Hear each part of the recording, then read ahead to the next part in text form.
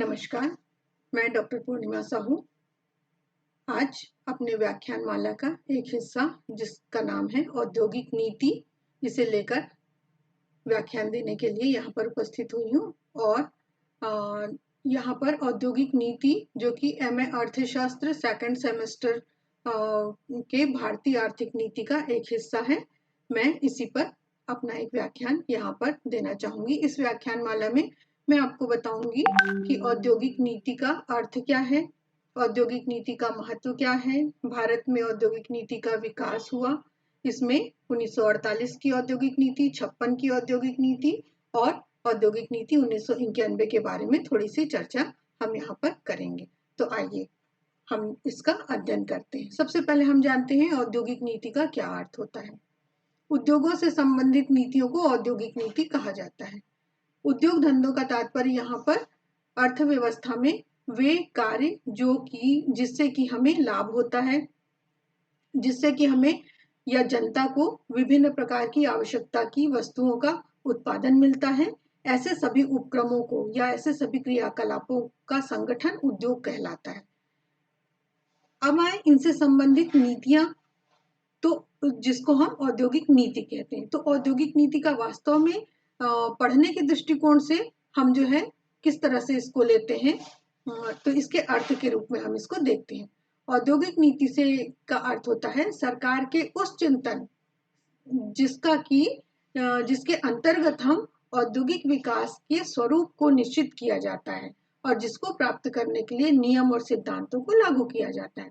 अर्थात औद्योगिक नीति एक बहुत ही व्यापक धारणा है और जिसका क्षेत्र बहुत बड़ा है, जिसमें दो तत्वों का मिश्रण किया जाता है। प्रथम, औद्योगिक विकास और इसकी संरचना के संबंध में सरकार का दृष्टिकोण क्या है। सरकार का दृष्टिकोण यहाँ क्यों देखा जाता है, क्योंकि सरकार ही औद्योगिक नीतियों का निर्धारण करती है। दूसरा, इस दृष्टिकोण से कि औद्योगिक इकाइयों को नियंत्रित एवं नियमित करने की दृष्टि से हम किस तरह के सिद्धांतों को, किस तरह की प्रक्रियाओं को, किस तरह के नियमों को बनाते हैं और उसको उद्योगों में व्यवहार रूप में निभाने के लिए कहते हैं। तो ये इस तरह से दो चीजें होती हैं जो कि औद्योगिक नीति को बताती है। सरकार औद्योगिक नीति बनाती है और विभिन्न उद्योग धंधों पर इसको आरोपित करती है और उद्योग धंधे चलाने वाले उद्योगपति जो हैं इसका पालन करते हैं। तो इस तरह से औद्योगिक नीति उद्योगों के लिए बनाई गई एक नीति है। अब हम आए औद्योगिक नीति में उन सभी सिद्धांतों, नियमों का विवरण होता है जिन्हें उद्योगों के लिए अपनाया जाता है।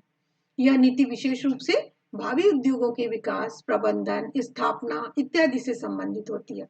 इस नीति को बनाते समय देश का आर्थिक ढांचा, सामाजिक व्यवस्था, हमारे आसपास उपलब्ध प्राकृतिक संसाधन, हमारे पास उपलब्ध तकनीकी संसाधन, सरकारी चिंतन, सरकारी आदेश इत्यादि, ये सब विशेष रूप से ध्यान रखा जाता है, तभी एक उद्योग जो होता है वो सरवाइव कर पाता है।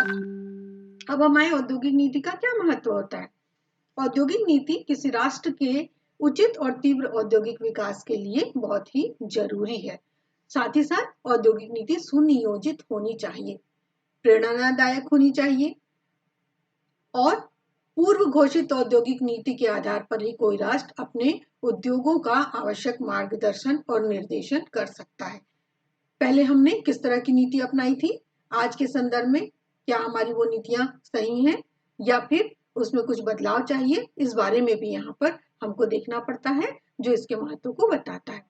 इसी तरह से प्रत्येक राष्ट्र के लिए औद्योगिक विकास के लिए औद्योगिक नीति जो होती है वह सुनियोजित देश की अर्थव्यवस्था को सुदृढ़ करती है। एक अर्थव्यवस्था को यदि आगे बढ़ना है, विकास करना है, तो हम पहले प्री प्लानिंग करते हैं और प्री प्लानिंग इन उद्योगों के लिए भी किया जाता है, उनके लिए नीतियां बनाई जाती है और इस तरह से वो औद्योगिक नीति में शुमार होता है। इसी तरह से राष्ट्र को मार्गदर्शन और निर्देशन देती है। औद्योगिक नीति एक तरह से दिशा निर्देश का काम करती है। इसमें संभावनाएं निहित होती हैं देश की आगे बढ़ने की, हमारी वृद्धि की, हमारी विकास की, इसलिए यह मार्गदर्शक और निर्देशन का काम भी करती है। सरकार को निश्चित कार्यक्रम बनाने में मदद करती है।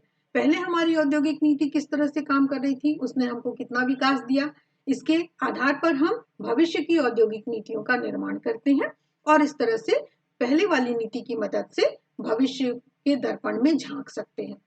इसी तरह से जनसाधारण को अपनी निश्चित जीविका का साधन बनाने में भी औद्योगिक नीति महत्वपूर्ण भूमिका अदा करती है।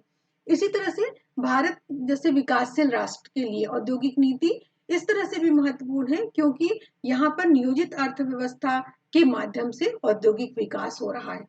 हम जानते हैं कि 1951 से हमारे देश में हमने नियोजित अर्थव्यवस्था की शुरुआत की थी और पंचवर्षीय योजनाएं बनाई थी, जो कि 12वीं पंचवर्षीय योजना तक काम की। फिर 13वें पंचवर्षीय योजना के बाद हमने 2015 में नीति आयोग का गठन किया और इस तरह से अब नीति आयोग यहाँ पर काम कर रहा है। तो देश में प्राकृतिक साधन पर्याप्त मात्रा में उपलब्ध है, लेकिन उनका उचित विदोहन कैसे किया जाए ये हम औद्योगिक नीति में देखते हैं। प्रति व्यक्ति आय कम होने के कारण पूंजी निर्माण की दर कम होती है। इस पूंजी निर्माण की दर को हम सीमित पूंजी के माध्यम से कैसे बढ़ाएं ये भी हम औद्योगिक नीति में देखते हैं। इसी तरह से देश का संतुलित विकास करने के लिए हमारे संसाधन को उचित दिशा में प्रवाहित कैसे करें, किस ढंग से करें, किस तरह से करें, कितना करें और क्यों करें, इन सब का जवाब हमें औद्योगिक नीति देती है। इसी तरह से उत्पादन बढ़ाने के लिए, वितरण की व्यवस्था को सुधारने के लिए, एकाधिकार संयोजन और अधिकार युक्त हितों को समाप्त करने के लिए अथवा नियंत्रित करने के लिए हम क्या करते हैं, औद्योगिक नीति की तरफ देखते हैं और उनसे हम यहाँ पर सीख लेते हैं। फिर इसी तरह से हम देखें कि असमानताएं जो पाई जाती है, चाहे वो बेरोजगारी की असमानता हो, चाहे वो आय की असमानता हो, इन सब को दूर करने के लिए भी हम औद्योगिक नीति की तरफ देखते हैं। जैसे रोजगार की असमानता है, रोजगार हम सभी लोगों को नहीं दे पाते हैं, कुछ लोगों को रोजगार मिल पाता है, तो हम यहाँ पे रोजगार किस तरह से दें, तो ये डिपेंड करता है उद्योगों पर। जितने अधिक हम उद्योग धंधे शुरुआत करेंगे उतना ही हम लोगों को उन उद्योग धंधों में रोजगार दे पाएंगे और लोगों के पास में धन पहुंचा पाएंगे, या लोगों की पैसों की जो समस्या है उसका समाधान यहाँ पर हम कर पाएंगे। इसी तरह से सार्वजनिक क्षेत्र में किस तरह से किन किन उद्योगों को रखा जाए, उनका किस तरह से संचालन हो, इत्यादि इत्यादि। न केवल सार्वजनिक क्षेत्र बल्कि निजी क्षेत्र में भी उचित नियंत्रण के लिए हम भावी योजनाओं के माध्यम से औद्योगिक नीति की तरफ इशारा करते हैं और औद्योगिक नीति को जानना चाहते हैं। तो ये सारी बातें हम औद्योगिक नीति के महत्व को बता सकते हैं। फिर हमारे औद्योगिक नीति का विकास भारत के संदर्भ में मैं यहाँ पर बात करूंगी कि सर्वप्रथम औद्योगिक नीति का विकास जो है 1948 में हमने पहली औद्योगिक नीति बनाई स्वतंत्र भारत में, और फिर उसके बाद में हमने धीरे धीरे उनमें सुधार करते गए। जैसे 1948 की, यहाँ पे मैं प्रमुख नीतियों का ही वक्तव्य में बताऊंगी। जैसे 1948 की नीति है, फिर 56 की नीति है, फिर 1980 की नीति है और फिर 1991 की नीति है। तो इस प्रकार से 4 नीतियों पर ही मैं यहाँ पर प्रकाश डालूंगी। तो औद्योगिक नीति का विकास किस तरह से हुआ, यदि हम इसको एक बहुत शॉर्ट रूप में देखें, सर्वप्रथम औद्योगिक लाइसेंसिंग नीति बनी। इसमें औद्योगिक उपक्रमों की स्थापना, उनका विकास, उनका विनियमितीकरण इत्यादि को देखा जाता है। दूसरा, आर्थिक शक्तियां और एकाधिकार के संकेंद्रण पर नियंत्रण की नीति बनी, यानी आर्थिक शक्तियों को हम किस तरह से एकाधिकार के संकेंद्रण और नियंत्रण कर सकते हैं, इस पर। तृतीय, 80 पूंजीगत पदार्थों, उपकरण और कच्चे माल के आयात निर्यात से संबंधित नीति, अर्थात पूंजीगत पदार्थ और उपकरण और कच्चे माल के आयात निर्यात। यहाँ पर हम आयात निर्यात को ज्यादा प्रमुख स्थान देते हैं क्योंकि हम कुछ चीजों का आयात करते हैं और बहुत सारी चीजों का निर्यात भी करते हैं। तो हम किन चीजों का आयात करें, किन चीजों का निर्यात करें, जिनका हम निर्यात करते हैं वो अच्छी क्वालिटी का होना चाहिए, उनके उद्योग अच्छे होने चाहिए, इन सब बातों पर भी यहाँ पर बहुत ध्यान दिया जाता है। इसी तरह से वित्तीय एवं राजकोषीय नीतियां, जिनका संबंध औद्योगिक वित्त के प्रावधान, पूंजी बाजार, निवेश, उत्पादन, प्रोत्साहन इत्यादि से होता है, इसके लिए भी हमने औद्योगिक नीति का विकास किया। और अंत में मुख्य उद्देश्य हमको लगता है कि औद्योगिक नीति के विकास का क्या होना चाहिए, तो वह है नीतिगत ढांचे से अवगत कराना। क्या नीति होनी चाहिए, किस प्रोसेस के अंतर्गत हम उद्योग की स्थापना करेंगे, और उद्योगों को चलाने के लिए हमको जिन चीजों की आवश्यकता है वो बहुत अच्छी हो, उन साधनों का हम जो है अधिकतम मात्रा में उपयोग कर पाए, और उसका लाभ ले सकें, जिससे हमको अच्छी से अच्छी वस्तुएं प्राप्त हो। उन वस्तुओं को बाजार में बेचकर हम क्या करें, अच्छा मुनाफा कमाएं और हमारी अर्थव्यवस्था आगे बढ़े। तो ये सारी चीजों को ध्यान में रखते हुए हम औद्योगिक नीति के विकास को यहाँ पर देखते हैं।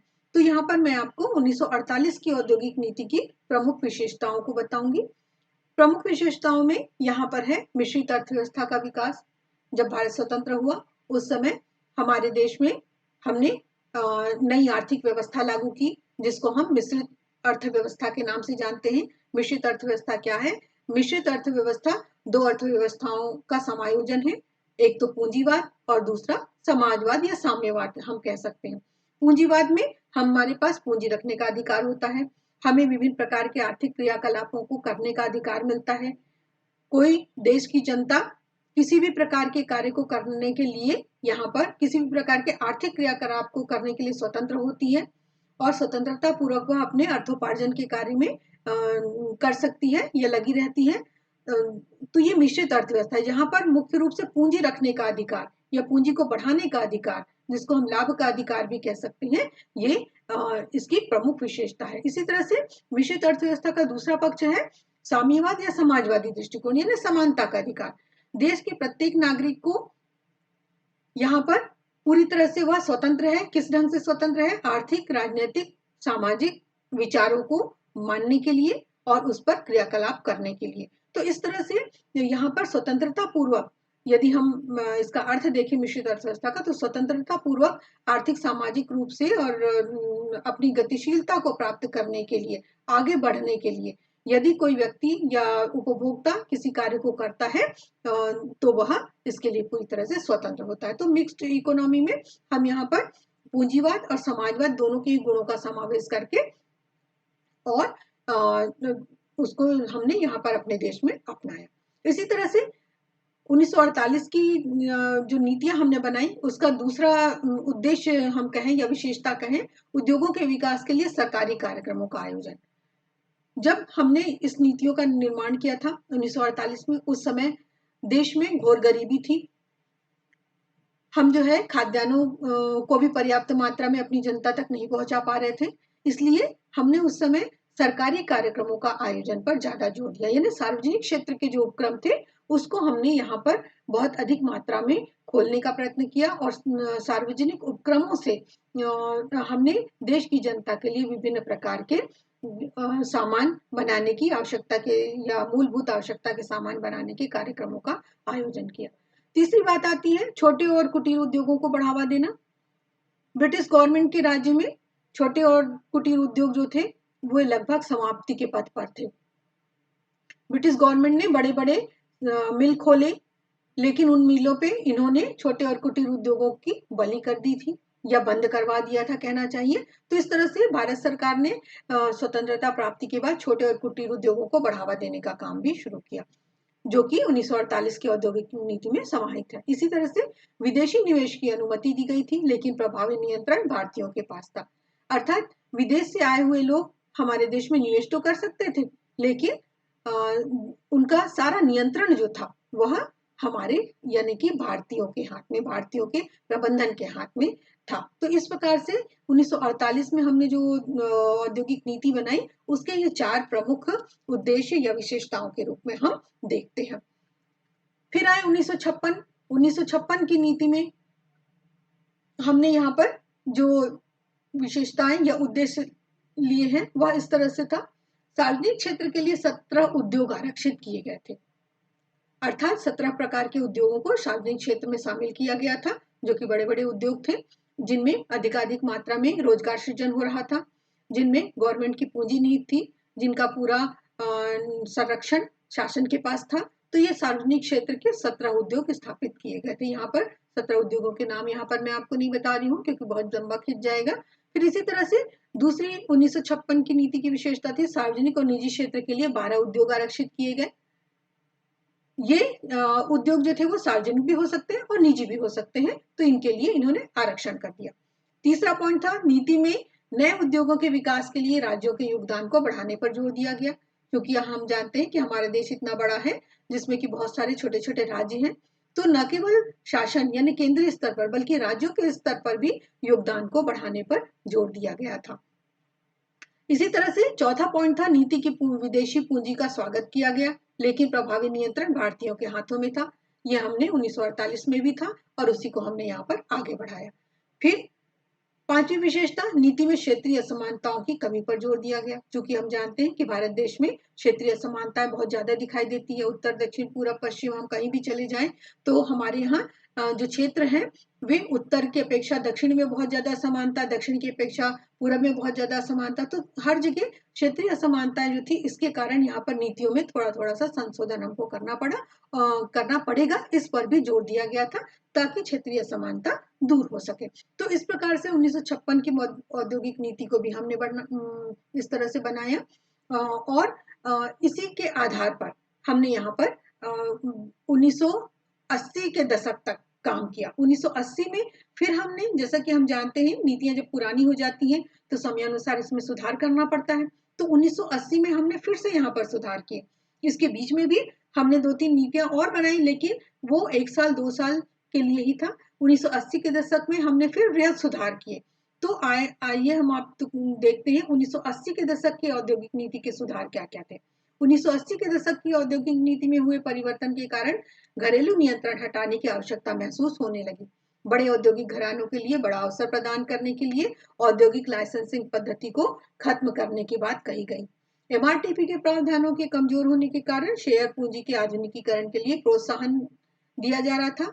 वस्त्र उद्योग, चीनी उद्योग, सीमेंट उद्योग, एल्यूमिनियम उद्योग इत्यादि के मूल्य नियंत्रण हेतु प्रमुख उद्योगों के लिए नीतियों में परिवर्तन किया जा रहा था। घरेलू नियंत्रण हटाने की दिशा में कुछ प्रमुख कदम भी उठाए गए थे।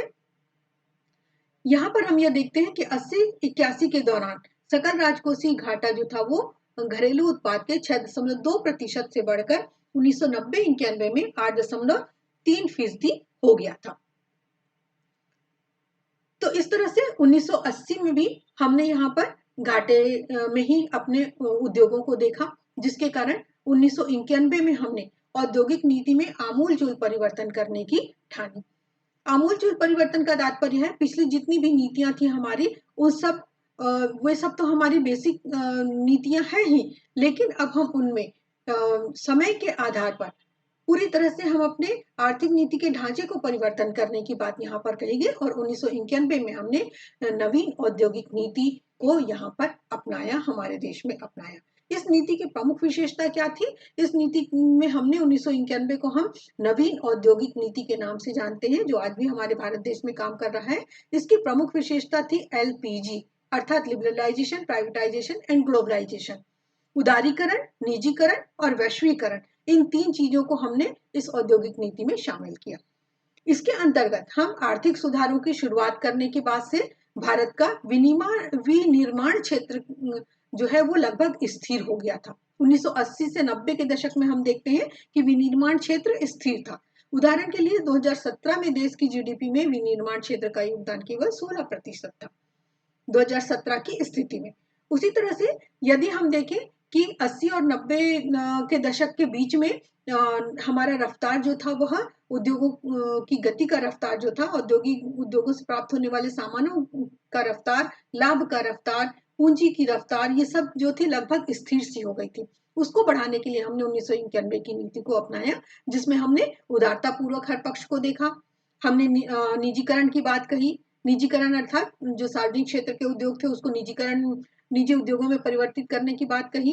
इसी तरह से पूरे विश्व को एक ग्लोबल मानकर हमने बहुत सारे जो हमारे रिस्ट्रिक्शन थे, जो कि देशों में आवाजाही को रोक रहे थे, आयात निर्यात की नीति में बाधा पैदा करते थे, उसके लिए हमने वैश्वीकरण की जैसी नीति को यहाँ पर अपनाने की कोशिश की। तो इस तरह से हमने विकास दर की रफ्तार को सतत बनाए रखते हुए हमारे देश में गरीबी की रेखा को कम करने के लिए और विनिर्माण क्षेत्र को मजबूत करने के लिए हमने 1991 की नीति को अपनाया।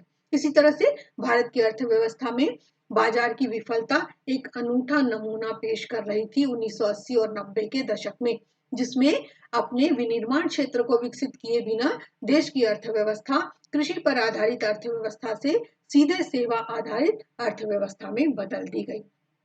अर्थात कृषि को भी हमने क्या माना? एक विनिर्माण क्षेत्र माना। कृषि को हमने व्यापार का दर्जा दिया और इस तरह से कृषि पर आधारित अर्थव्यवस्था बदलकर विनिर्मित अर्थव्यवस्था हो गई। तो इस प्रकार से 1991 की नीति को हमने यहाँ पे बहुत शार्ट में जाना। फिर इसी प्रकार हम ये देखते हैं कि विनिर्माण क्षेत्र का इतना ज्यादा महत्व हमने 1991 में क्यों दिया, नवीन औद्योगिक नीति में क्यों दिया। तो इसमें मैं यह बताना चाहूंगी कि विनिर्माण क्षेत्र को आर्थिक विकास का इंजन कहा जाता है। जिस तरह से एक ट्रेन को इंजन खींचता है, उसी तरह से विनिर्माण क्षेत्र एक देश की आर्थिक स्थिति को, आर्थिक गति को आगे बढ़ाने में बहुत ज्यादा सहायक होता है और इसमें सहायता करते हैं विभिन्न प्रकार के संसाधन, जिसमें टेक्नोलॉजी सबसे पहले नंबर पे आता है और इसी को हमने यहाँ पर लागू करने के लिए विनिर्माण क्षेत्र को आर्थिक विकास का इंजन कहा। इसी तरह से इकोनॉमिक ऑफ स्केल, इसका तात्पर्य उस लाभ से है जो किसी फर्म को अपना उत्पादन बढ़ाने से मिलता है। एक फर्म है, वो अपना उत्पादन बढ़ाना चाहता है तो वो इकोनॉमिक ऑफ स्केल का प्रयोग करेगा, अर्थात जब किसी फर्म का विस्तार होता है तब उसे इकोनॉमिक ऑफ स्केल से होने वाले लाभों की प्राप्ति होती है। विस्तार होने से उत्पादित वस्तु की औसत कीमत में जो कमी आती है उसको इकोनॉमिक ऑफ स्केल कहा जाता है। इसी तरह से टेक्नोलॉजिकल डेवलपमेंट, तकनीकी विकास, जितना ज्यादा हम न्यू टेक्नोलॉजी अडॉप्ट करेंगे उतना ज्यादा हम यहाँ पर ग्रो करेंगे, उतना ज्यादा हम अच्छी चीजों का प्रोडक्शन कर पाएंगे। अच्छी चीजों का प्रोडक्शन होगा, क्वालिटी अच्छी होगी तो हमें दाम भी अच्छा मिलेगा, बाजार में दाम अच्छी मिलेगी तो स्वाभाविक है पर कैपिटा इनकम बढ़ेगा, पर कैपिटा इनकम बढ़ेगा तो देश की आर्थिक स्थिति भी मजबूत होगी और देश की का पैसा भी या राजस्व भी बढ़ेगा। तीसरे पॉइंट के रूप में हम देखते हैं सामूहिक रूप से अर्थव्यवस्था के अन्य क्षेत्र, जैसे रोजगार के क्षेत्र हैं, मांग के क्षेत्र हैं, उत्पादन के क्षेत्र हैं, इस पर भी हमारा जो विनिर्माण क्षेत्र है वो सकारात्मक प्रभाव डालता है। अर्थात विनिर्माण क्षेत्र में प्रगति करने से हम रोजगार की में प्रगति करेंगे, हमारे देश में जो जनता डिमांड कर रही है उसकी सप्लाई साइड को हम यहाँ पर विनिर्माण क्षेत्र के माध्यम से बढ़ा पाएंगे और जो प्रोडक्शन है उसको भी हम यहाँ पर विनिर्माण क्षेत्र की सहायता से बहुत अधिक डेवलप कर सकते हैं। तो विनिर्माण क्षेत्र वास्तव में आर्थिक विकास का इंजन कहा जाता है। फिर आए हम नव उदारवादी अर्थव्यवस्था या अर्थशास्त्र बाजार की स्वतंत्रता, जिसको हम लेसस फेयर की नीति कहते हैं। यह नीति इस तर्क पर आधारित है कि अमेरिका और यूरोप में 2008 के यूरोजोन संकट के बाद नव उदारवादी सिद्धांत को खारिज कर दिया गया था और बाजार में बहुत कम हस्तक्षेप देखने को मिल रहा था, यानी गवर्नमेंट का हस्तक्षेप नहीं होता था और निजी लोगों का हस्तक्षेप ज्यादा रहता था। इन नव उदारवादी देशों ने अपने औद्योगिक क्षेत्र को पुनर्जीवित करने के लिए ऐसी रणनीति बनाई या प्रयास किए जो नव उदारवादी की अवधारणा से साम्य नहीं रखते थे। जैसे अमेरिका ने क्वांटिटेटिव एसिंग को अपनाया, जो एक प्रकार की मौद्रिक नीति है जिसके तहत केंद्रीय बैंक सीधे अर्थव्यवस्था में पैसा डालने के लिए सरकारी बॉन्ड या अन्य वित्तीय परिसंपत्तियों को पूर्व निर्धारित मात्रा में खरीदता है। इसी तरह से भले ही भारत ने मेक इन इंडिया नीति अपनाई और उस पर अमल करना शुरू किया, लेकिन यह विनिर्माण नीति की तुलना में वित्तीय नीति अधिक है और इसके तहत विदेशी प्रत्यक्ष निवेश बढ़ाने तथा व्यापार करने में आसानी जैसे उपायों पर ध्यान केंद्रित किया गया। अर्थात हमने प्रत्यक्ष विदेशी निवेश को बढ़ाने के लिए हमने व्यापार व्यवसाय या आयात निर्यात को भी ज्यादा प्रमुखता दी, भले ही हमने मेक इन इंडिया नीति को अपनाई। इसी तरह से 1991 के आर्थिक सुधारों के बाद विनिर्माण क्षेत्र में कुछ सालों तक थोड़े से ठहराव हमको दिखाई देने लगी थी। तो 1991 की जो नीति हमने न्यू इंडस्ट्रियल पॉलिसीज अपनाई, उसमें हम यह कह सकते हैं कि थोड़ी थोड़ी बाधाएं आ रही थी, जिसके कारण अर्थव्यवस्था में ठहराव दिखाई देता, विनिर्माण क्षेत्र में ठहराव दिखाई दे रहा था। वो क्यों हो रहा था, इसको हम देखते हैं। दरअसल मानव पूंजी, कुशल श्रम की कमी भारत के लिए एक बड़ी बाधा हो रही थी। हमारे यहाँ श्रमिक तो बहुत ज्यादा थे लेकिन कुशल नहीं थे। वर्ष 1991 में शुरू हुए आर्थिक सुधारों से लेकर 2005 तक लघु और कुटीर उद्योगों में उत्पादन के लिए विशेष रूप से आरक्षित उत्पादों की संख्या सिर्फ 500 थी। हालांकि यह संख्या घटकर 16 रह गई थी, लेकिन इनके लघु स्तर पर एक ऐसी अनौपचारिकता को जन्म दिया जो भारतीय विनिर्माण क्षेत्र में प्रवेश कर गई थी। यही कारण था कि अधिकांश भारतीय विनिर्माता लघु स्तर पर ही काम कर रहे थे। इस रुझान की वजह यह थी कि भारतीय उद्यमों के बीच मध्यम स्तर की कंपनियों का विकास नहीं हो पा रहा था। या तो बहुत छोटी छोटी लघु इकाइयां थी या फिर बहुत बड़े बड़े उद्यम थे। मध्यम स्तर की कंपनियां थी ही नहीं, जिससे भारत को वैश्विक मूल्यवर्धन श्रृंखलाओं से वास्तविक रूप से बाहर कर दिया गया था। तो ये भी एक बहुत बड़ी बाधा के रूप में हमको दिखाई दे रही थी। तो 1991 की औद्योगिक नीति को पटरी पर आने के लिए कम से कम 4 से 5 साल का टाइम लगा, लेकिन 5 साल के बाद फिर हम देखते हैं कि हमने काफी ग्रो किया। अब हम यह देखने का प्रयत्न करेंगे कि जो नीति हमने 1991 में अपनाई तो वो कैसी होनी चाहिए, अर्थात भारत की औद्योगिक नीति और आगे किस तरह से होनी चाहिए, जिसमें हम सफलता असफलता दोनों को शामिल करते हैं। असफलताओं को हम स्वीकारते हैं और सफलता हमें आगे बढ़ने का के लिए और अधिक प्रेरित करती है। तो इन्हीं सब चीजों को हम यहाँ पे बहुत शॉर्ट में देखते हैं। सबसे पहली बात तो यह कि 1991 से पहले की स्थिति में हम नहीं लौट सकते, क्योंकि हम आगे बढ़ चुके हैं, लेकिन घरेलू फर्मों की रक्षा हमको करनी है। इसी तरह से सरकार एक निश्चित सीमा तक विभिन्न देशों की, जैसे कि चीन की औद्योगिक नीतियों का अनुसरण कर सकती है। इसी तरह से भारत की औद्योगिक नीति में समन्वय संबंधी विफलताओं की रोकथाम होनी चाहिए, बल्कि पूंजी उपलब्धता में दुश्वारियों जैसे वर्तमान माहौल में प्रतिस्पर्धात्मक निवेशों को रोकने की कोशिश करनी चाहिए। फिर इसी तरह से अप्रासंगिक मूल्य प्रतिस्पर्धाओं को नियंत्रित करना होगा। फिर ग्रामीण क्षेत्रों में दूरसंचार बुनियादी ढांचे में निवेश बाधित हुआ है, जिसकी वजह से डिजिटल विभाजन और ज्यादा बढ़ गया है।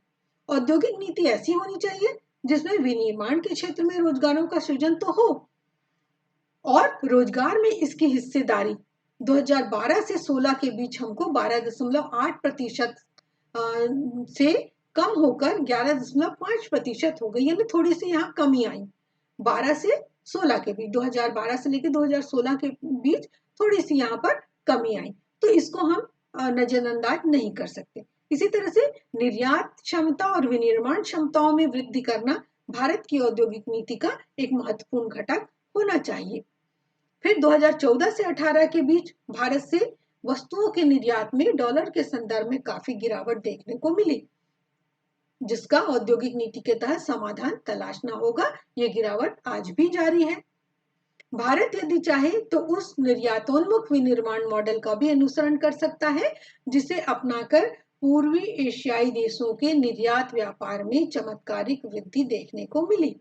इस प्रक्रिया में कृषि क्षेत्र में लगे अधिशेष यानी सरप्लस श्रम को विनिर्माण क्षेत्र में रोजगार मिला और इससे श्रमिकों का पारिश्रमिक भी बढ़ा और गरीबी भी क्या हुई, कम हुई। इसी का परिणाम है कि आज हमारे देश में गरीबी जो है पहले की तुलना में हमने बहुत बहुत ज्यादा गरीबी रेखा को पार किया है।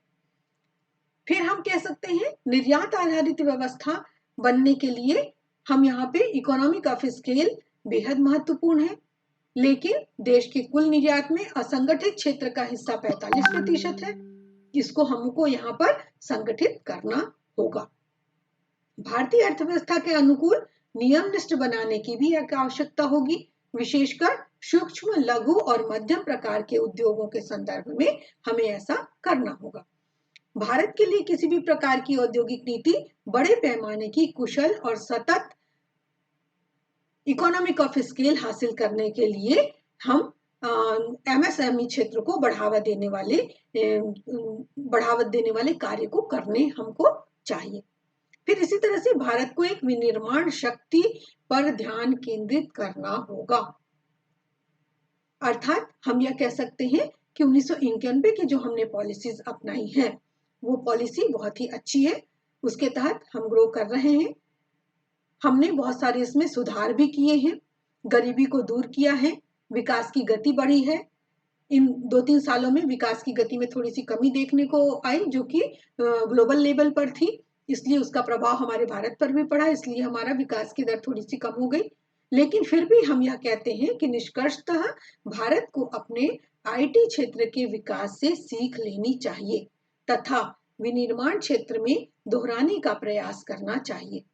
देश में आईटी क्षेत्र में मिली सफलता के पीछे कुछ महत्वपूर्ण कारकों ने काम किया है। कौन कौन से कारण हैं, इसको जानकर हम इन्हीं पर अपना ध्यान केंद्रित करें और इनका अनुसरण विनिर्माण क्षेत्र में यथानुसार किया जा सकता है। तो इस तरह से हम यह कह सकते हैं कि औद्योगिक नीति जो है भारत में अपना एक भारत की अर्थव्यवस्था में अपनी एक नीति निर्माण के क्षेत्र में एक दिशा हमको देती है और दशा को भी बताने का प्रयत्न करती है। इसलिए भारत में औद्योगिक नीति बड़े पैमाने पर यहाँ पर लागू करके अच्छे या हम कहें कि व्यवहारिक नियम बनाकर उसको लागू करें और उसे अपनी अर्थव्यवस्था में इस तरह से क्रियान्वित करें कि हमारा देश विकासोन्मुख अर्थव्यवस्था के उच्चतम शिखर पर पहुंच सके। धन्यवाद।